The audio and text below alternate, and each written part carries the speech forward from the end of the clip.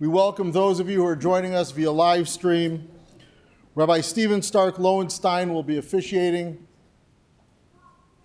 And again, please be sure your phones are off.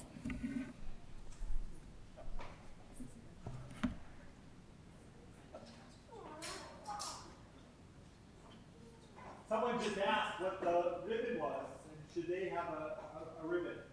So only direct mourners are obligated to wear a kriya ribbon. In the Jewish tradition, when we hear of the death of a loved one, our ancestors would actually tear their clothes. Your mom was way too beautiful and too well dressed to want any of you to ever tear your clothes.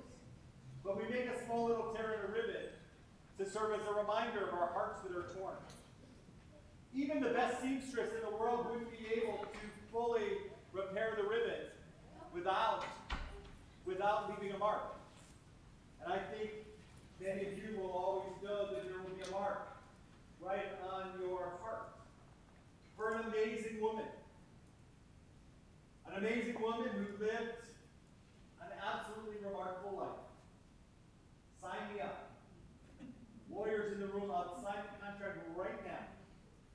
Let me see my children, my children's children, my children's children's children.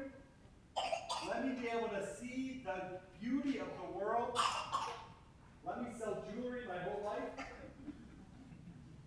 Let me truly know that I'm loved. From the day I came into this world until my very final breath. I'm sorry to interrupt, but we have a request from some family. If you could talk into the mic so that they could hear you. Thank you. As I said, we tear a little ribbon to serve as a reminder of our hearts that are torn. Only direct mourners are obligated to wear the kriya ribbon. Children, spouses, siblings, and parents. And so those of you that are wearing a kriya ribbon, I ask that you please stand. The four of you have this responsibility to wear this kriya ribbon over your heart, to always feel that connection from mother to son, from son to mother. For our hearts that are torn, we perform this act of kriya. I ask you to repeat after me. Baruch, Baruch, Atah, Adonai, Eloheinu, Melech, Ha'olam, Dayan, Ha'emet. We praise you, Adonai, our God, ruler of the universe, Dayan Ha'emet, the judge of truth, for it's God's judgment that has taken her at this time, and we accept that. So start at the very bottom and just make a little tear, just tear up. Don't tear a piece off, just tear up the ribbon. Just a little bit, perfect. Please know that there are a lot of people behind you. There's a lot of people on the live stream. There's a lot of people that love and care for you. And as you walk this path as a mourner, know that you are not alone and that there will always be people walking with you. Please be seated. We find comfort from the words of our tradition. I lift up my eyes to the mountains. What is the source of my help? My help comes from God, maker of heaven and earth. God will not let your foot give way. Your protector will not slumber. See, the protector of Israel neither slumbers nor sleeps. God is your guardian. God is your protection at your right hand. The sun will not strike you by day, nor the moon by night. God will guard your soul, your going and coming, now and forever. Death has taken our beloved June Marks Patinkin. Our friends grieve in their darkened world. In their silence there is lamentation. In their tears there is loneliness. Lost in their sorrow, may they find the presence of loving friends. Hear them, O God, be with them. For June's love that united us in life which death cannot sever. For her companionship that we shared along life's path, which now continues through the tenderness of memory. For the gifts of her heart and mind that brought us joy and happiness and is now a precious, precious remembrance. For all these and more, we give our thanks to God. We extend our deepest condolences to this remarkable family. To Mark and Doug, Matthew and Nick, 4 amazing sons. My 4 sons. 4 amazing sons who walked the journey with Mom every step along the way. And it's an honor to have all 4 of you here to speak today. To have daughter-in-laws, Sheila and Jenny and Robin, thank you for all that you did to make sure that June had quality and love, surrounded by family and friends. The Hurd, 16 grandchildren. The Hurd, I think I got their names: Benjamin, Shannon, Joshua, Max, Ariel, Alex, Zachary, Lila, Phoebe, Olivia, Adam, Jason, Liza, Jonah, Gabriel, and Ari. Wow, 16. Pretty amazing. But that's not all. Then your grand spouses, I love how that's worded in the newspaper: Sarah and Samantha, John and Sophia, Jacob and Ian, and soon-to-be betrothed Megan, as well as great-grandchildren, and it's almost an entire baseball team. There's 8 now, and there's a relief pitcher on the way. Flynn and Anna, Hudson and Hadley, Charlotte and Sienna, Sage and Emma, and TBD. Family and friends. That's what life is all about. I invite you to look at the front of the service supplement. And I want you to take a look at that amazing picture. We'll come back to it in a moment. But now open up to the inside of the first page. No matter what faith tradition we may be from, there's one psalm out of the 150 psalms that speaks to all of us. It's the 23rd psalm. The psalm reminds us that God is a shepherd helping us, that we're not alone. And that in the 23rd psalm, the psalmist who wrote these words about 2,000 years ago said that we walk through the valley of the shadow of death. The psalmist very easily could have written, "Yea, though I walk in the valley of the shadow of death," or "We remain in the valley of the shadow of death," or "It always feels like we're in the valley of the shadow of death." But the psalmist didn't. The psalmist simply said that we walk through the valley. So when you walk through something means there's a before, there's the period through, and then there's a new normal. You've had mom in your life. You've had grandma. You've had an amazing woman in your life every step along the way. Whether you were a neighbor across the next door, whether you were a friend from Hyde Park, whether you were a friend from Brookdale, she's been a presence in all of your lives. And so the new normal without her is only without her physically. As we'll say at the cemetery, that it's only the house of the spirit, it's only the body that we place within the earth. The spirit, the soul, the true essence of who someone is, was, and will always be, isn't a body. She got as much out of her body as she possibly could, for as long as she possibly could. That body was literally used up. But her soul lives on in children and grandchildren and great-grandchildren, in family and friends, at the ranch in Sanibel, wherever you might be. Her presence is larger than all of us. Souls are stubborn. We feel those souls, and we honor that soul. So together we say the 23rd Psalm. Please join with me. The Lord is my shepherd, I shall not want. He maketh me to lie down in green pastures. He leadeth me beside the still waters. He restoreth my soul. He giveth me in paths of righteousness for his name's sake. Yea, though I walk through the valley of the shadow of death, I will fear no evil, for thou art with me. Thy rod and thy staff, they comfort me. Thou preparest a table before me in the presence of mine enemies. Thou hast anointed me with oil.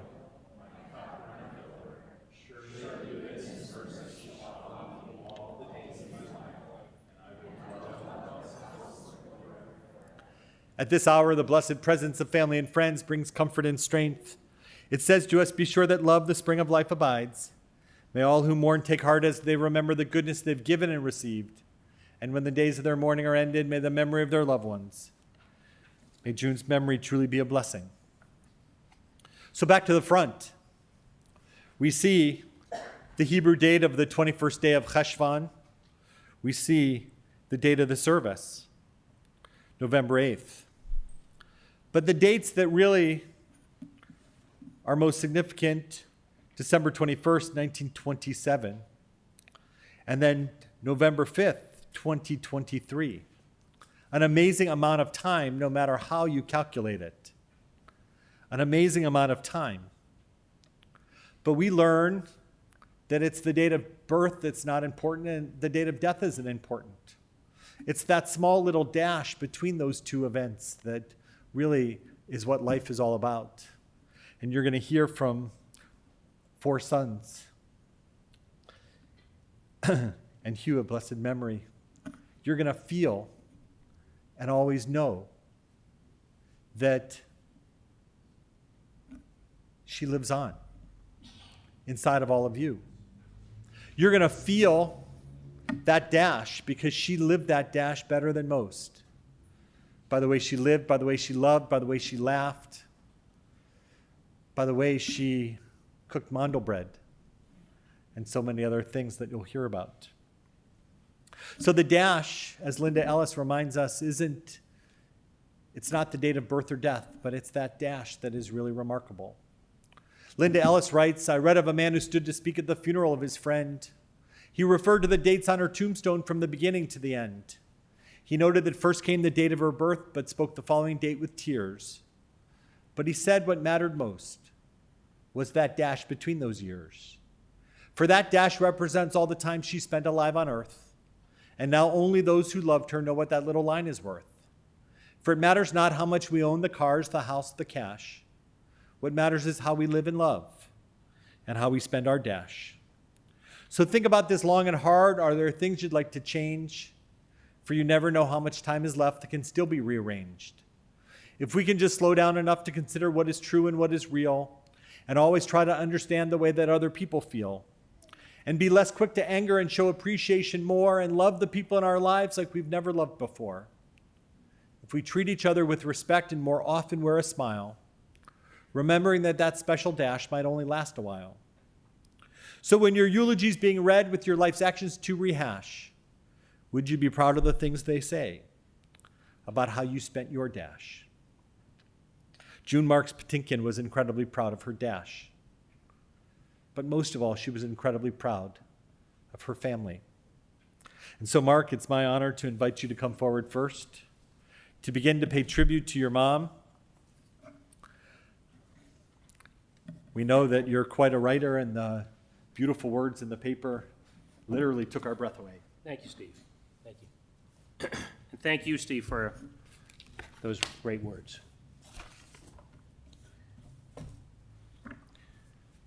You may sit down.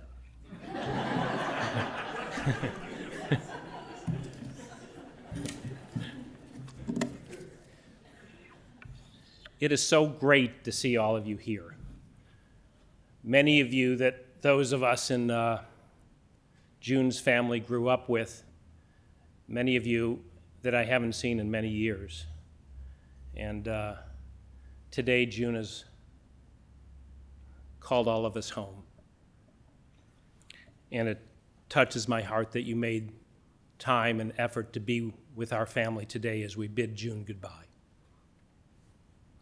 And when I think back to her, when I think back to Mom, to June, it's always a summer day, the sun shining on her, on our childhood block, her farmhouse garden, the Sanibel lanai, and I will tell you what I'll forever remember about her. She was there. She was always there for us. She was there in our red brick home on 67th and Constance, in the diverse South Side neighborhood where she raised us because those were her values. She was there with lunch when we came back inside, usually after playing street football, a game June didn't really understand, but nevertheless insisted we include everyone in. So we did, though admittedly, Mikey Glatt here, one of the younger ones on the block. So we did, though admittedly we told the little kids, you go long. I picture her also on one particular long ago day at the farm, silos and red barn in the background, Mom and Jean's replanting 5-inch bur oak seedlings she'd harvested from the woods while We sons, tossing around a baseball, rolled our eyes at this seemingly pointless exercise, these little things, and yet today those sprigs are 50 feet tall, and forever, when I am under the lovely shade of those soaring branches, I will think of June and the parallels between her planting and her parenting. Finally, I picture her at her beloved Sanibel condo in her later years, me holding her arm as she steps down the boardwalk with her walker, a frustration to June, yet her twilight years taught me, and I think taught all of us who were in her life, the gift of slowing the world down to her pace so you noticed more, like the beauty of the inkberry along the walkway and the joy of seeing Roseate Spoonbills on the beach that she so loved. Today, whenever we sons mention to someone that we are one of 5 boys, the response is always the same: your poor mother. She did have to put up with a lot, like us asking why Hugh was born 7 months after she and Dad were married. He was premature, she said. Yeah, Mom, sure he was. But despite life with 5 boys, 6 if you count my dad, which you should, despite the mud fights and tugs of war at the dinner table over the last lamb chop while she said, "Hal, do something," despite all that, Mom remained forever a ladylike icon of social grace. Admittedly, there was that one time she called me a little shit ass.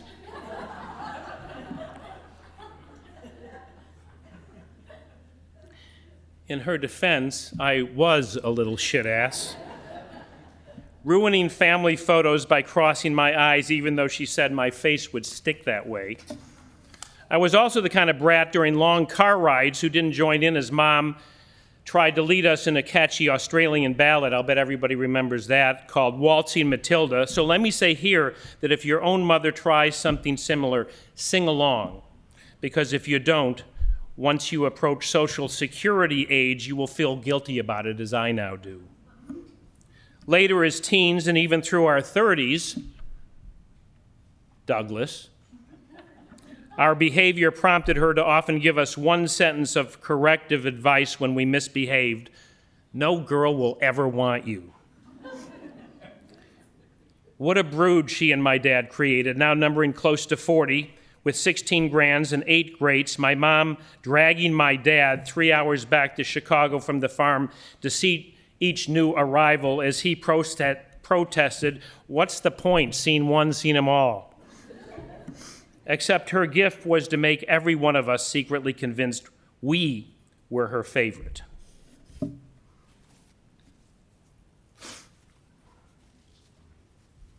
Her greatest joy was when we all gathered, but Mom admitted to me that after the invasion ended, she could feel the farmhouse itself or the Sanibel condo breathe a sigh of relief. And maybe Hal and June did too, so they could rejoin the many beloved folks in their adult circles, which was another gift of my mom. Man, she was good at friends. As for her beloved Sanibel, it broke her heart to have to give it up a few years ago, and the same when she could no longer travel to the farm. And yet that brings up an important truth about the role June played for all of us. Even in her assisted living apartment, it was Mom herself, Grandma herself, who was our family's central home. Despite her infirmity, she was our center, and right to the end, because of her incredible caregivers, Annie and Jayanne, she remained strikingly beautiful and present every day. Which was not a surprise. If you look at photos of June in her 20s, you would think she was a Hollywood starlet. It's one reason our dad was so smitten he proposed marriage on their 4th date, and when she demurred, followed her to Paris and wooed her until he had her hand, and he remained smitten over 66 years, though he later admitted that when he first stepped off the train in Paris, he spotted her first with her hair cut jarringly short and a hat with a ridiculous feather in it, and he almost snuck back on the train and went home. But then she spotted him, so he thought, I guess I'll still give it a try. And so began the gift she gave us of always being there. Like at the beach, spending the whole time counting 1, 2, 3, 4, 5. and repeat. Or during the brutally hot summer days at the farm when she suddenly drove into a field with a gallon thermos of lemonade as we stacked hay bales, as welcome a sight as the cavalry. To be honest, her cooking wasn't always a home run. The less said about the infamous salmon loaf incident of 1966, the better. But my God, her cheese puffs. When they were served, we were like a flock of seagulls in her Sanibel Gulf Beach, pouncing on a piece of bread. And today, even at small gatherings, like last night, we now at times make them ourselves. And when that happens, June is always with us in spirit. As kids, we brothers saw Mom as a mild-mannered contrast to our roughhousing selves. But then came the day a 6-foot snake crawled into the kitchen while she was there alone, mindful that her youngest was a baby and the snake heading God knows where. Mom got a garden hoe and clamped it onto its neck while it thrashed, later holding up her kill in a famous family photo. Our dad often told us that mama cows may seem timid, but get between one and its calf and they're fiercer than bulls. Indeed. Despite her ladylike manner, June's tenacious side came out when needed, such as during Brother Douglas's tantrum phase, which we now joke about, but it was worrisome until Mom held him down during an outburst and said, "I'm stronger than you." And afterwards, he actually did begin to get better. She really was stronger than us. I can attest to that. I can attest that it was her strength that helped us get through the hardest time of our lives, which was the loss of our beloved brother Hugh. But Mom stood strong through that despite how broken I know she was inside. But it was her mission to keep that to herself for our sake. Yet accolades like this would have made her uncomfortable. My dad, no, he loved accolades, loved microphones. But Mom never sought attention. She had an incredible glow, yet wanted it reflected back onto us. That, she felt, was her life mission. That and worrying about her sons, grands, and greats. Did she ever worry? In my mid-20s, an actress, you may remember this story, named Claudine Leger, shot and killed her famous skier boyfriend because of a dalliance. A few days later, I got a mailed package from my mom with a half-dozen necklaces and instructions to give one to any woman I was dating so they wouldn't shoot me too. It was good she was in the jewelry business. That fierce protectiveness also came out during one of the hardest times in my life, which was my divorce. I won't get specific about what she said regarding my ex, except it made me wonder if, in addition to having European Jewish roots, that June was part Sicilian. Though despite her being our constant cheerleader, there was the recent time I proudly played my new guitar for her, thinking she would gush as she did when I showed her my grammar school artwork years ago. Not exactly. "Mark," she said from her wheelchair, "you'll get better." I think I know why it's always a sunny day when I think back to memories with my mom. Her very nature was a form of light.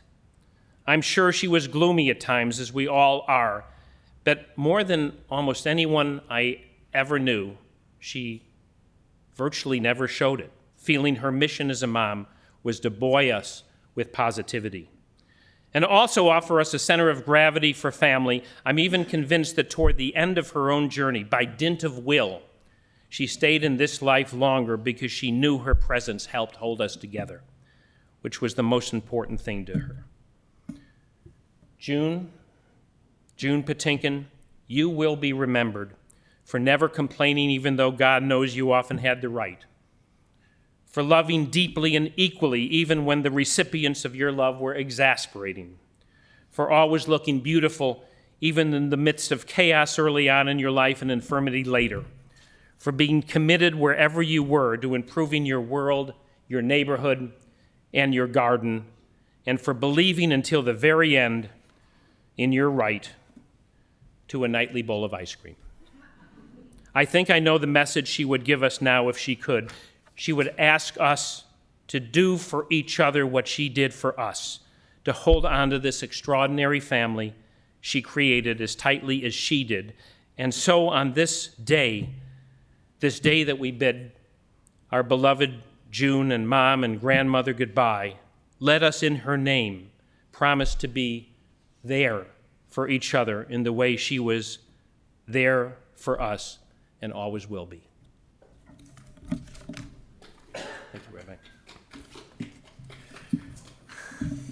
Beautiful.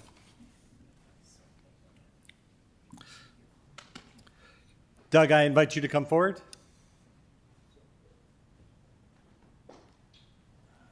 Thank you. I love seeing all these faces. Thank you, Rabbi. Thank you. In case you're wondering, this, of course, is one of June's scarves here. And stand up if you're wearing one of June's scarves. I love that. She loved her scarves. And Annie and Jayanne made her look beautiful wearing them every single day. It was just so lovely. Beautiful right up until the very end. So I was going to begin my comments by leading with a lame joke about how I was her favorite son. But I'm going to leave all the lame jokes to my remaining brothers who are speaking. and I'm sure some of them will pick up on that line. The truth is, I think my mother confused favorite with most improved. And I will take the most improved description, to tell you the truth. As Mark so kindly mentioned, my tantrums were a big part of, I was going to say my childhood, but it kind of extended for quite a little ways after that. So I take that most improved title. And beyond that, I will take some considerable credit for some of the adjectives that are often used to describe my mother. Patient and angelic and accepting and determined, because every single one of those was a character trait that she really was compelled to develop to manage me through my tantrum phase. I thought, which continued, as I say, up until 19 or so. So instead, I'd like to describe my mother's last day. And it was a beautiful last day. We didn't know it was going to be her last day, of course, but it was. We spent that day, my mom with her eyes closed and with her face providing no expression. And I sat and we FaceTimed and talked to maybe 20 family members and friends that she'd known and built up through her long 96 years. People from every community of her life, from Sanibel, from the farm in Galena, from Hyde Park. And the things that people had to say, I just can't tell you how truly lovely it was to hear people engaging in a monologue with my mom, talking about how she had positively impacted their lives. Her welcoming nature, her varied interests, her intelligence, her political engagement, and really, as Mark described, her light, just her beautiful demeanor inside and out. It just was beautiful to hear what people had to say in conversations and in the messages and videos that they left for her. I'm so glad I participated in that. And we should all be so lucky, truly, to have a final day like that. So 2 last thoughts. The first one is a confession to my mother. You know all those times I told you I was out hiking? Well, I was really out rock climbing. The truth is, I think you knew that, to tell you honestly.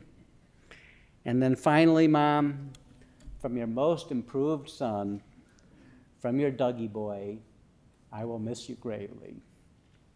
Thank you. Perfect. Matthew, I invite you to come forward.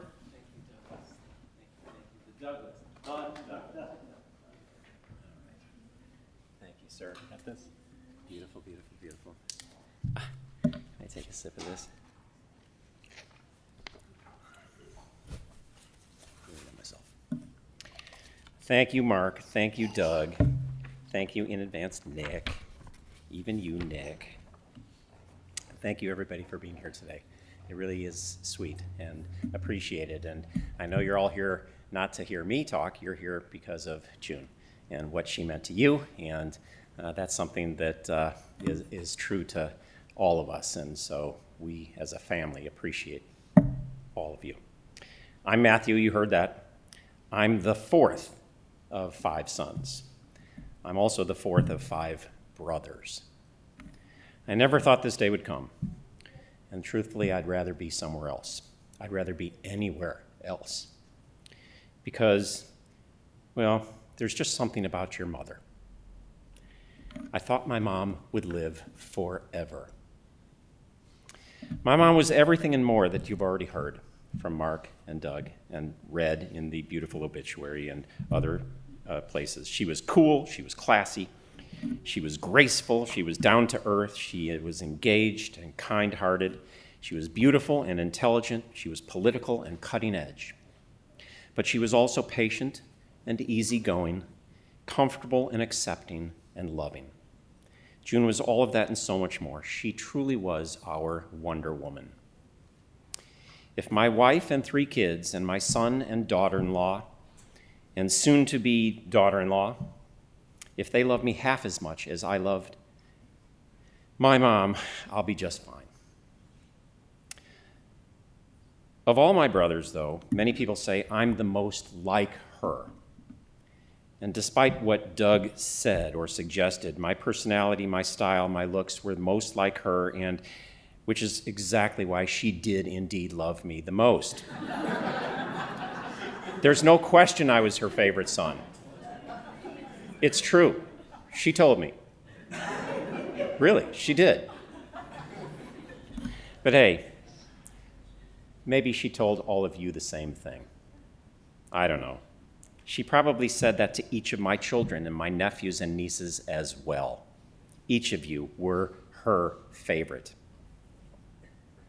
Because the truth is, she loved everyone in this family with a passion, unbridled love, non-judgmental, full on.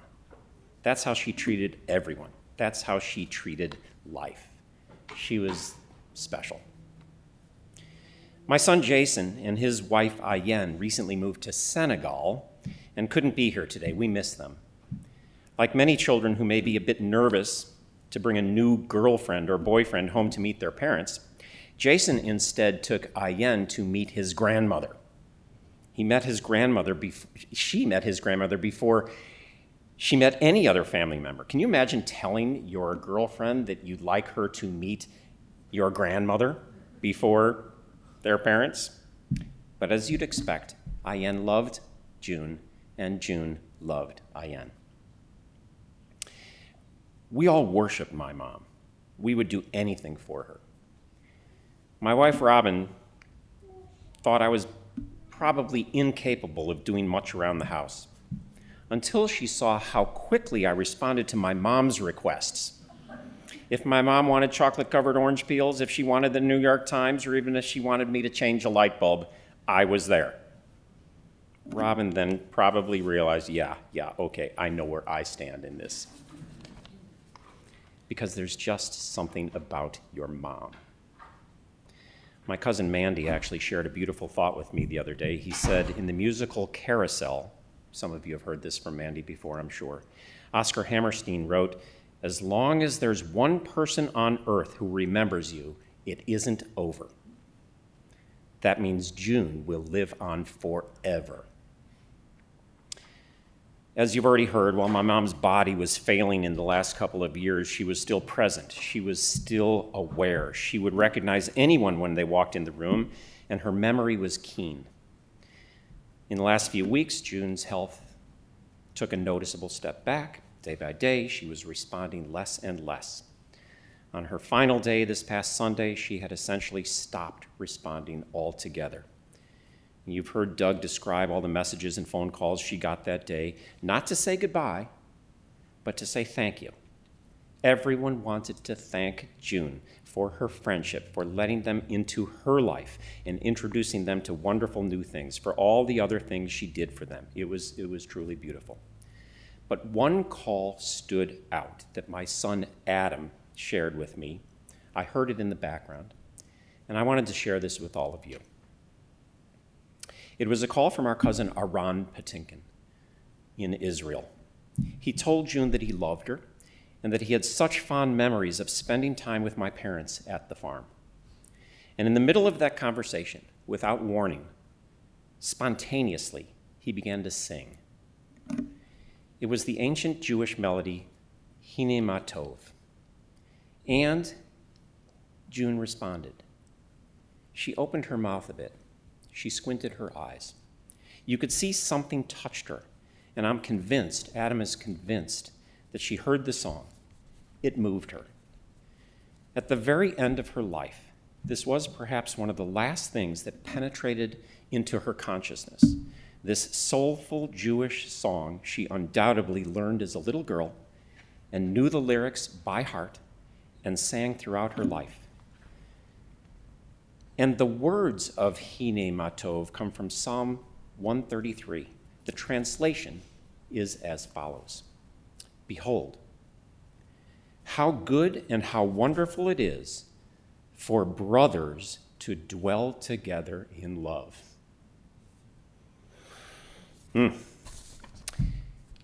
This was Mom's ultimate legacy, her sons, my brothers, who she lived for and loved, and who all loved her back with passion and devotion. I'm not sure if I believe in an afterlife, but if there is one, I can tell you my mom is smiling right now because she's with the love of her life, Hal, and her son, Huey, and she's looking down on her other 4 sons and all her amazing family and knows that she did a good thing. How about together? Hine ma tovu manayim, shevet achim gam yahad. Hine ma tovu manayim, shevet achim gam yahad. Hine ma tov, shevet achim gam yahad. Hine ma tov, shevet achim gam yahad. Hine ma tovu manayim, shevet achim gam yahad. Hine ma tovu manayim, shevet achim gam yahad. I love you, Mom. I love you very much. And I love you all, my brothers. And I love my entire family. You're the best. Amen. That's amazing. Thank you, thank you.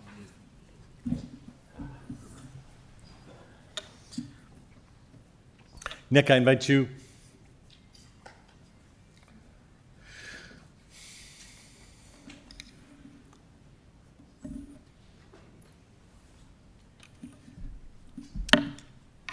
I am the youngest, the baby of the family, and I think it's unequivocal that I'm the favorite. Pumpkin, precious, GMJ, but more than anything, Mom.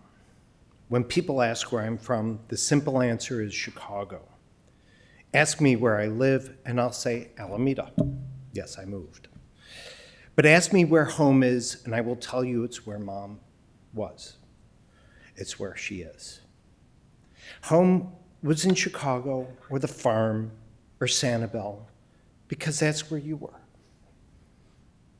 As the song goes, home is where the heart is, and you were always the heart of this family. You led a life of example. Wearing your heart on your sleeve, you made sure everyone felt included, always showing your kindness to others. You always made sure the door was left open to those who felt deserved a chance. And at the center of it all was your family. You stepped up to create a welcoming home for the holidays, especially Passover, or for family reunions. Be nice, and everyone should love one another, were your mantras when feathers were ruffled. You were the patch keeping everyone together when we needed it, and we are all stronger as a family because of it. You showed everyone the way, teaching us that life is an adventure to be seized, going off to Paris in '49 to work on the Marshall Plan, and of course the biggest adventure, saying yes to Dad when he chased you down in Paris to woo your hand in marriage.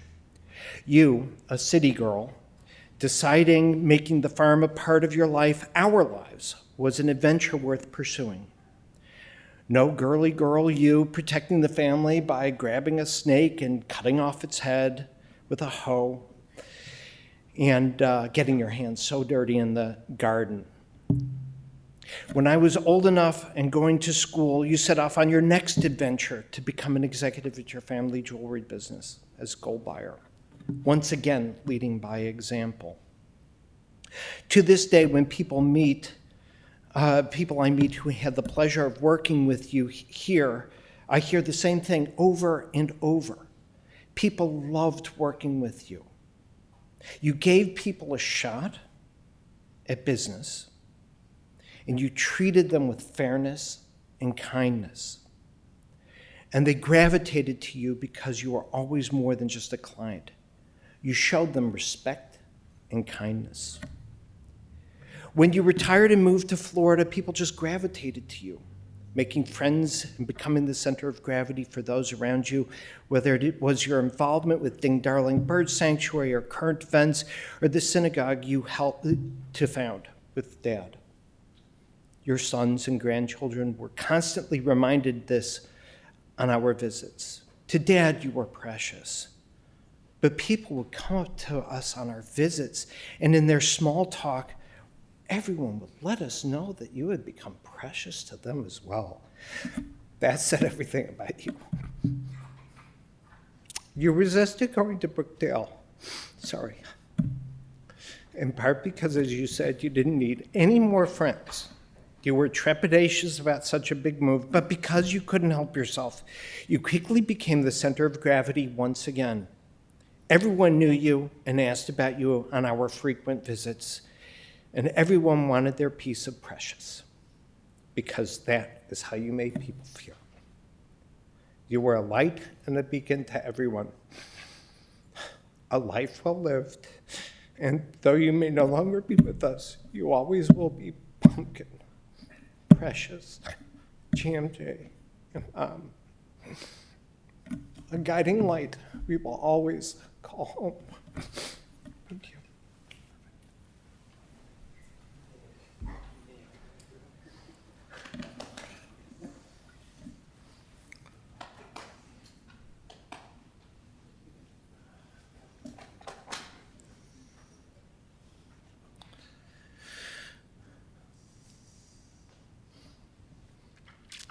Mark and Doug, Matt and Nick.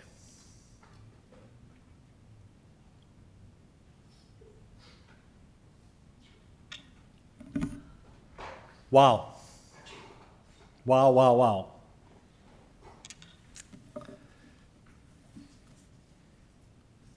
The actual translation of Hine Matov, the last line is Shevat Achim Gam Yachad, which some people could say should dwell together in love, but the Yachad is in unity and connection. Yachad, togetherness. What we just witnessed was Yachad. 4 individuals, but giving an amazing unified speech. Shevet Achim, sitting together in Yachad, in togetherness. To me, that's what this is really all about. I said that I'd come back to the picture on the service supplement, and I want you to look at that picture. As a rabbi, I often quote theologians, and there's some famous theologians that I quote all the time, Martin Buber and Abraham Joshua Heschel. But the theologian I want to quote today are those famous theologians, Simon and Garfunkel. Because they said it best. They wrote a song called Bookends. And that's what today really is. It's a bookend. It's the end of an incredible life, encapsulating that life, but even on a shelf, the books continue after the bookend is there. Your lives will continue with so many wonderful memories. Mandy's right. It's till the last person who knew us or loved us keeps talking about us, then where our memory lives. But Simon and Garfunkel simply wrote 2 long lines, one song. Time it was, and what a time it was. Time it was, and what a time it was. 96 years. A time of innocence, a time of confidences. Long ago it must be, I have a photograph. Preserve your memories. They're all that's left you. The reason I call Simon and Garfunkel theologians, because we're in the business of preserving memory. That's what we do. That's what we have to do. As brothers, as grandchildren, as great-grandchildren, as family, as neighbors, as friends, we preserve the memories of those who are no longer here, and they continue to live in so many ways. June will continue to live. Because as you described her, she was sweet and nice and regal and classy and precious and beautiful, the kindest person ever, without a mean bone in her body, a woman who was loved by everyone, a real doer.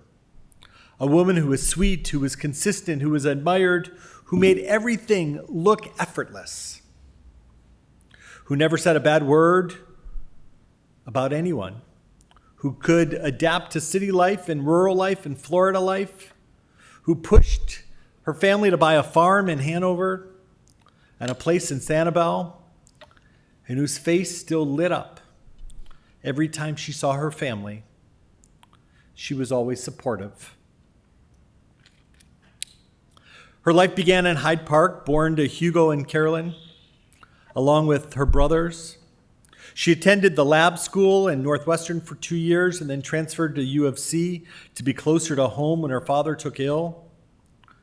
And then, as the amazing story goes, she waited another 74 years to graduate because she didn't think that she had enough credits to graduate after transferring, and she went off to Europe, she went off to work, she went off to do what she wanted to do, and some good investigative work with the University of Chicago illustrated that she did have enough.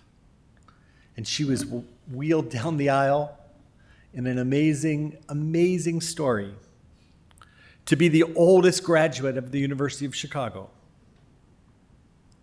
Because she believed that you can never learn enough. She met Hal and was proposed to in just 4 dates, but I'm told that someone else proposed to her too as well, so she was in demand. She headed to Europe to work on the Marshall Plan. He went over to win her over, as you heard. And I absolutely love that they were married in the Grand Synagogue in Paris, with her landlord as the witness. And as the family lore goes, she did return to Chicago, and they were blessed 7.5 months later with the first 10-pound preemie ever born in history. And so began a mother of 5 boys. A businesswoman who held her own when she worked in fashion and in jewelry. She held people together. She took care of people. A mother of 5 who was not a great cook, but she made amazing mondo bread and cheese puffs, and they are legendary.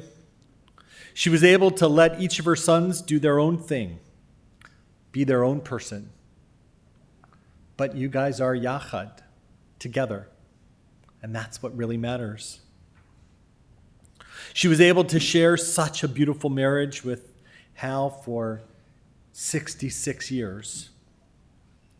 Sadly, Hugh, a diehard Sox fan, died far too young at age 54 in 2005, the year the Sox won. And Hal died, a diehard Cubs fan, died in 2016, the year the Cubs won. I sure hope June likes the Bears or the Bulls or the Hawks.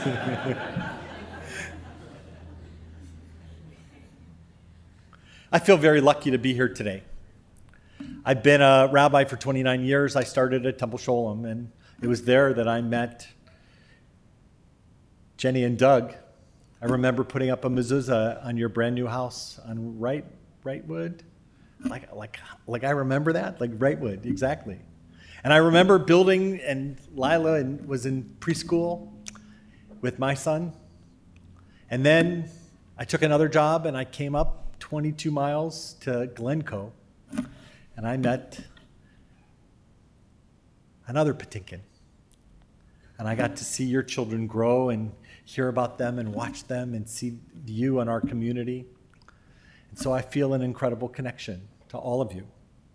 Because in wonderful life cycle events, my life intersected with your brother, Hughes, with all of you, but most of all with Mom and Dad.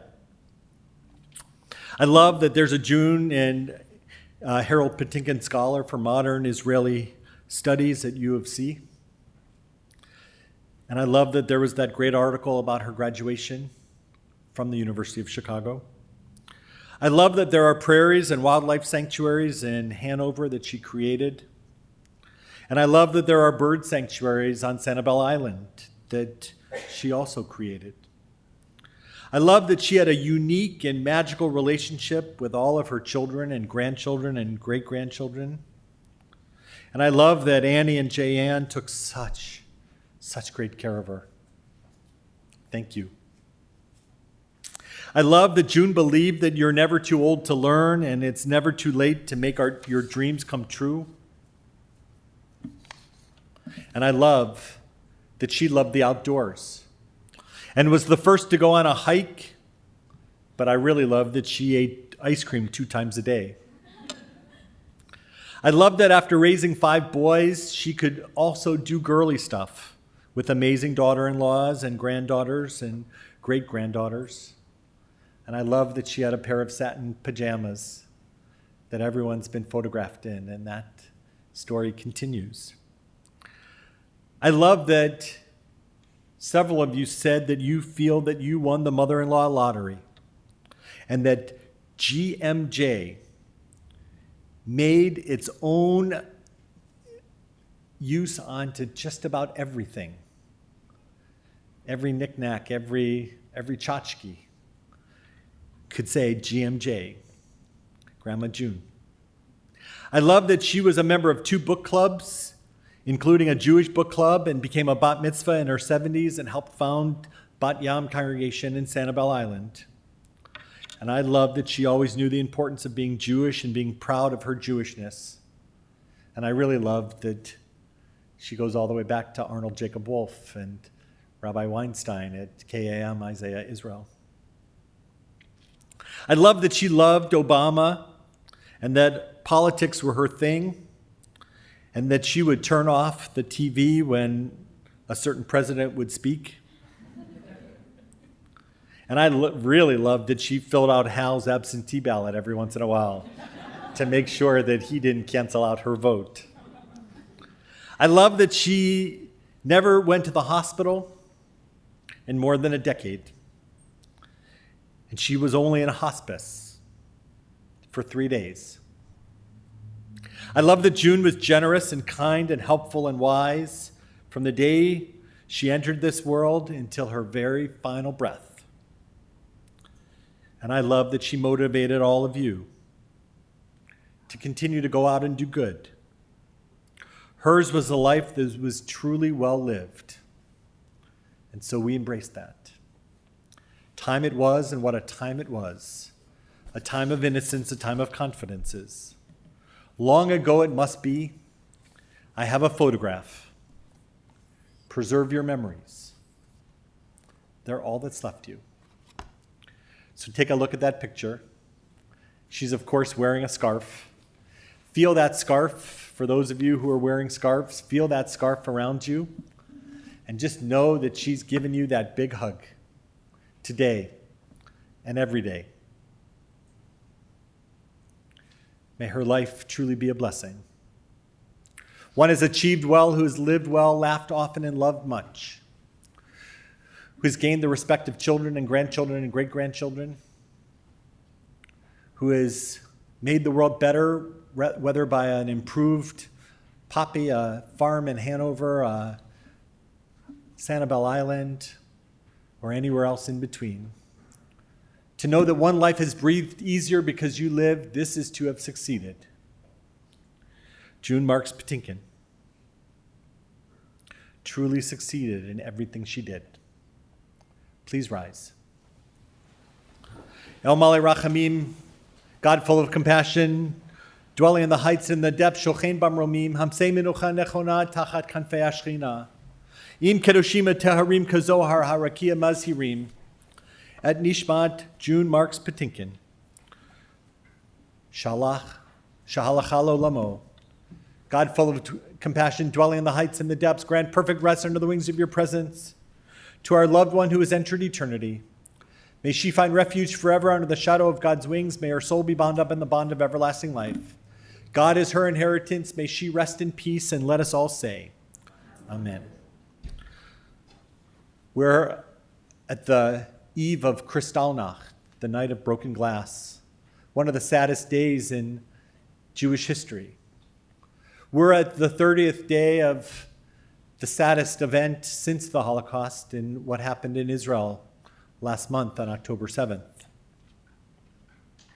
A young woman, 17, named Hannah Senesh, left Israel and went to Romania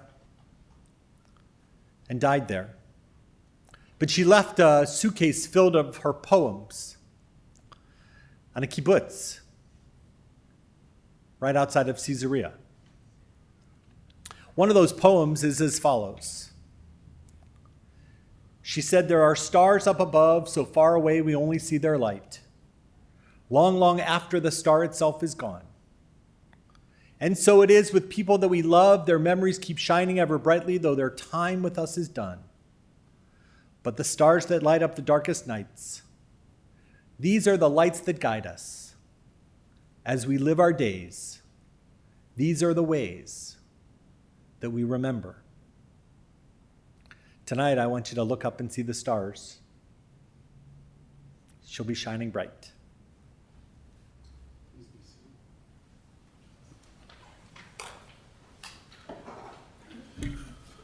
Ladies and gentlemen, the interment service will continue at Memorial Park Cemetery located at 9900 Grosse Point Road here in Skokie. Upon the conclusion of the interment, everyone's invited to the Northmore Country Club. We'll be together tonight till about 8:30 or 9. There'll be a minion at 6:30 p.m. The family requests that you consider making a JUF donation to aid its effort to fight anti-Semitism. That information is on the service folder. For those of you who are joining us via live stream, that information is on our website. For those of you who will be driving in the funeral procession to the cemetery, the procession will be forming in our parking lot. Please obtain an orange safety funeral sticker to place on the right-hand side of your windshield. Have your bright lights and hazard lights on at all times. For additional measures of safety, we will be providing a car in the back of the procession to hopefully keep other cars from entering the procession. Use your horn liberally as you're going through the intersections. Please do not speak or text on your cellular phone while driving to a cemetery. This time, I invite everyone to please rise and stand in place as all the grandchildren and great-grandchildren come forward to serve as pallbearers as we escort the casket of June Marks Patinkin from the chapel.